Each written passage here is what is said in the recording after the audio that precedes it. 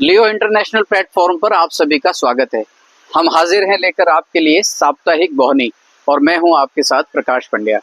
माननीय प्रधानमंत्री जी का एक राष्ट्रीय अवार्डी यानी नेशनल अवार्डी टीचर्स के साथ में एक बड़ा खूबसूरत संवाद है जो कार्याधिक्य के कारण हमें जो मानसिक तनाव और मानसिक दबाव होता है उससे मुक्त कर सकता है।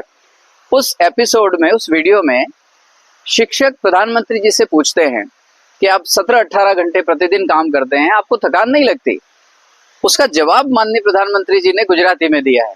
वे कहते हैं कि काम नो थाक न लागे, काम नो आनंद होए, अर्थात काम से थकान नहीं लगती है, काम का तो आनंद होता है। यही सूत्र है कार्याधिक्य को यानी कार्य की अधिकता को अपने ऊपर मानसिक तनाव या दबाव के रूप में हम हावी न होने दें। एक बड़ी खूबसूरत बात, एक बहुत सुंदर वक्तव्य और विचार परम पूज्य गुरुदेव भी कहते हैं। एक पत्रकार ने उनसे पूछा था कि भगवान, जीवन में सबसे कठिन क्या है? बड़ी सुंदर बात कही है। इस प्रश्न के उत्तर में बहुत खूबसूरत जवाब दिया है परम पूज्य गुरुदेव ने। उन्होंने कहा है कि जीवन में सबसे कठिन है आरंभ। आरंभ ही कठिन है, आरंभ का विराम है ही। तो जब जीवन में आरंभ हो जाता है तो उसका विराम होना तय है। तो आइए माननीय प्रधानमंत्री जी और परम पूज्य गुरुदेव की इस बात को अंगीकार करें, आत्मसात करें और कार्य को लेकर के या कार्य की अधिकता को लेकर के बजाय मानसिक तनाव और दबाव के हम उसका आनंद अनुभव करें। पिछले 1 महीने से एक वैचारिक माहौल ने बड़ी उद्विग्नता उत्पन्न की हुई है। वैचारिक माहौल यह है कि कार्य या कार्य की अधिकता को लेकर के मानसिक तनाव या दबाव लगभग बहुत से लोगों को घेरे हुए है। यूं कह सकते हैं कि मानसिक तनाव और दबाव वजह क्या? कार्य की अधिकता।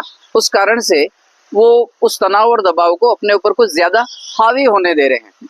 इस माहौल के बीच मैं साझा करना चाहता हूं आपके साथ बचपन की एक वो घटना जो बचपन के मेरे एक मित्र के साथ अक्सर घटित होती रहती थी। बात लगभग 1980 की है, जब 9वीं-10वीं में अध्ययनरत होऊंगा। मेरा एक मित्र था, दिवाली के वेकेशन में, मध्यावधि के अवकाश में, तब भी होमवर्क तो दिया ही जाता था, होमवर्क देने की परंपरा तो थी ही। तो होमवर्क मिलने के बाद, छुट्टियां हो जाने के बाद, वो मित्र दिवाली से पहले का जो छुट्टियों का हिस्सा होता था उससे तो बड़ी मौज मस्ती में बिता देता था। फिर 1-2 दिन दिवाली के उत्साह उमंग में बीत जाते। फिर छुट्टियों के दूसरे अंतराल में जब 4-5 दिन शेष रहते तो फिर उस समय कम्युनिकेशन के इतने साधन तो थे नहीं कि घर बैठकर पूछ लेता कि तुम्हारे होमवर्क की क्या स्थिति है, तुम्हारे होमवर्क का क्या स्टेटस है। तो वो पूछने के लिए घर घर निकलता, हर किसी से पूछता। तो उसको जो होमवर्क कर चुके होते थे, उस गृह कार्य से निवृत्त हो चुके थे, उनसे तो जवाब मिलता कि हमारा कार्य तो हो गया।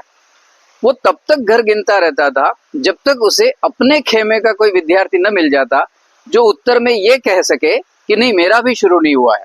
और जब उसे यह उत्तर मिल जाता कि हाँ, कोई 1 या 2 विद्यार्थी तो ऐसे हैं जो मेरी तरह के हैं जिनका अभी होमवर्क पूरा होने के बाद दूर शुरू ही नहीं हुआ है। कमोबेश वही बात इस दौर में भी हो रही जान पड़ रही है।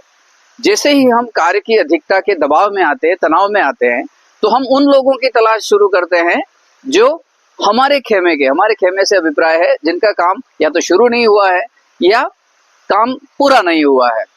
प्रिय परीक्षार्थियों, आपने आरंभ कर दिया ना प्रतिदिन 7 घंटे का अभ्यास, स्वाध्याय और सेल्फ स्टडी शुरू कर दी है ना? नहीं की है तो आरंभ कर दीजिए। 12 फरवरी 2026 आते आते आप भी 1 घंटे की शुरुआत के साथ 7 घंटे के स्वाध्याय के लक्ष्य तक पहुंच कर रहेंगे। बोहनी में आज के लिए बस इतना ही। फिर हाजिर होंगे अगले बृहस्पतिवार लेकर कोई नया वक्तव्य, नया विचार। हमें दीजिए इजाजत, आप कीजिए इंतजार। नमस्कार।